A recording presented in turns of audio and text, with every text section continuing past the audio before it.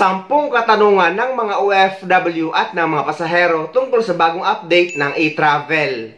Actually, napakarami pa nilang katanungan pero ang sasagutin lang natin ay ang 10 at ang madalas nilang tinatanong. Number 1. Kung still daw ba exempted ang mga foreigner sa pagre-register sa e-travel departure card kapag pabalik na sila sa kanilang bansa? Ang sagot guys, take note na lahat ng pauwi sa Pilipinas or papunta sa Pilipinas, lahat ng nationality ay required mag-register sa e-travel arrival card. Pero pag pabalik na sa ibang bansa ay exempted na sa pagre-register sa e-travel departure card, lahat ng mga foreigner at mga Filipino na gumagamit or foreign passport holder na. Basta yung foreign passport ang ginagamit nila sa pagta-travel at yun ang tinatatakan sa immigration.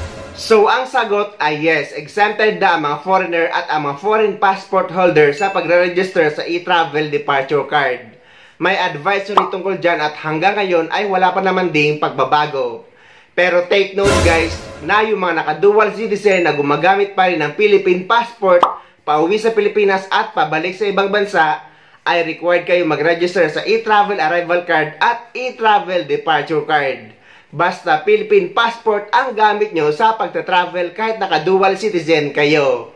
Number 2. Paano daw kung nakagawa na sila ng account sa e-travel pero napansin nila na may mali sa pangalan? Ano daw ba ang pwedeng gawin? Ang pwede nyong gawin guys ay kailangan nyo lang itong i-edit. So dito sa New Travel Declaration, ang kailangan nyo lang is i-click nyo lang yung edit sa tabi ng pangalan nyo. Yang pen guys sa tabi ng name nyo. After nyo maklik yung edit sa tabi ng pangalan nyo, ay eto na yung lalabas. Tapos guys, i-click nyo ulit yung edit or yung pen. At eto na ang lalabas. Pwede nyo siyang i-edit and after that, click submit. Number 3. Paano daw ba kung nakagawa na ng e-travel QR code pero na-rebook or na-cancel yung flight? Ano daw ba ang pwedeng gawin? Napakadali lang naman guys. Pumunta kayo sa may travel declaration or sa new travel declaration at scroll nyo dyan sa travel history. At dyan sa baba guys, may makikita kayong edit at i-click nyo yan. At yan na guys, pwede nyo lang edit and after that, click nyo lang yung next. Number 4. Paano daw ba kung wala na yung date of return? Dahil sa unang video ko, napakita ko na may date of return kapag nilagay nyo is vacation ang purpose ng travel nyo pauwi sa Pilipinas. Kaya guys, chinay ko yung e-travel account ko. At nakita ko na kahit for vacation ang purpose ng travel ay wala na yung date of return. Inalis na nila. Kaya okay lang yan guys sa mga nagtatanong kung bakit daw wala ng date of return.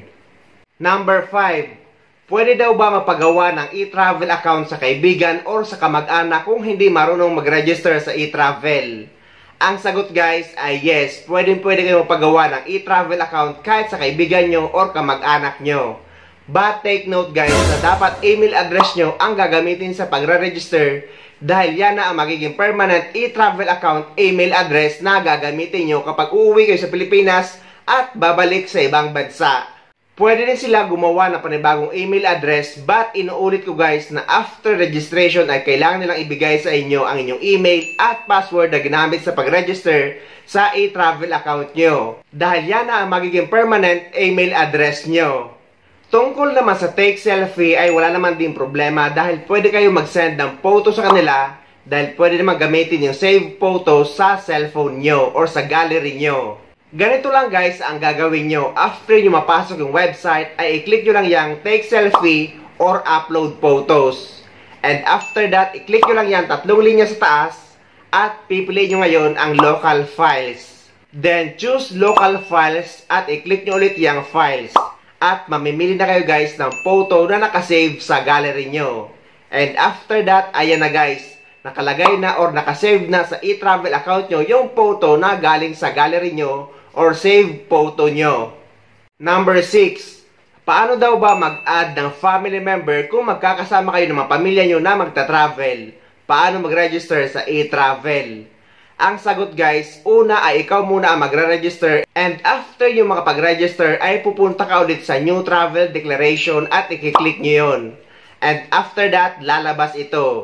I-click mo na ngayon yan for family or for others. Tapos guys, ilalagay nyo na ang mga information nila ay tuloy-tuloy na yan. Pwede rin sila gumawa ng sarili nilang account para hindi na kayo mahirapan. Number 7. Pwede na daw ba pagsabayin ang pagre-register sa e-travel arrival card at sa e-travel departure card? Ang sagot guys ay hindi, dahil parehong 72 hours or 3 days bago ang flight nyo ang pagre-register sa e-travel arrival card kapag pauwi kayo sa Pilipinas at sa e-travel departure card kapag pabalik naman kayo sa ibang bansa. Pareho yan guys, 3 days bago ang flight. Pwedeng kahit anong araw basta sa loob ng 3 araw bago ang flight nyo. Pwedeng 1 day, 2 days, or 3 days before flight, pwede kayo mag-register. Number 8. Aling email address daw ba ang pwedeng gawin or pwedeng gamitin sa pagre-register sa e-travel? Pwede daw bang email or Gmail? Pwede din daw ba yung dati nila ginamit sa pag-register sa e-travel or yung ginagamit nila sa kanilang Facebook account or sa kahit ano pang account? Ang sagot guys, kahit anong email address ay pwede nyo gamitin as long as nabubuksan nyo, dahil dyan magsisend ng code ang e-travel website. As long as nabubuksan nyo ay pwede nyo gamitin sa pagre-register sa e-travel. At ang email address guys ay pareho lang naman din yan sa Gmail, dahil ang email address ay yan yung address na ginagawa natin sa site or sa app ng Gmail. What? Number 9. Paano daw ba kapag may connecting flight? Aling flight number daw ba ang ilalagay? Ang sagot guys, sa flight number naman ay wala din namang problema yan dahil pareho lang naman din ng airlines. Pero sa country of origin guys, ang ilalagay nyo is yung bansa or yung original na bansa kung saan kayo manggagaling at kung saan kayo nagtatrabaho kahit may connecting flight kayo sa ibang bansa. Ganon din kapag pabalik na kayo sa ibang bansa, kahit may connecting flight kayo, is yung original na bansa ang pupuntahan nyo, ang ilalagay nyo sa e-travel registration, lalo na't makikita naman ng mga immigration officer ang original na bansa na pupuntahan nyo sa inyong OEC. Number 10.